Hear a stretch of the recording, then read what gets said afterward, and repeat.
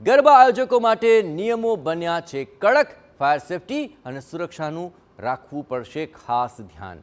નવરાત્રિના તહેવારને લઈને અમદાવાદવાસીઓમાં ભારે ઉત્સાહ જોવા મળી રહ્યો છે, ત્યારે તહેવારના રંગમાં ભંગ ન પડે અને કોઈ અનિચ્છનીય ઘટના ન ઘટે તે માટે જિલ્લા કલેક્ટર દ્વારા જાહેરનામું બહાર પાડવામાં આવ્યું છે, જેમાં દરેક ગરબા આયોજકોએ તેનું ખાસ પાલન કરવું પડશે, જેમાં 12 વાગ્યા પછી ગરબા બંધ રહેશે।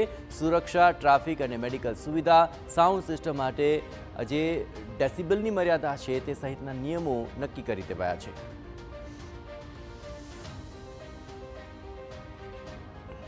સ્ટ્રક્ચર છે તેમનું સ્ટેબિલિટી સર્ટિફિકેટ હોવું જોઈએ જે તે વિસ્તારનું।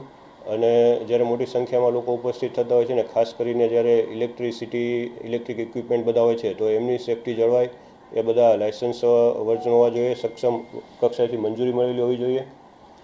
અને ફાયરના જે કાંઈ બનાવ સંભવિત જો ઘટનાઓ બને તો એને મિટિગેટ કરવા માટેના ફાયર એક્સટિંગ્યુશરના સાધનો સંપૂર્ણપણે હોવા જોઈએ।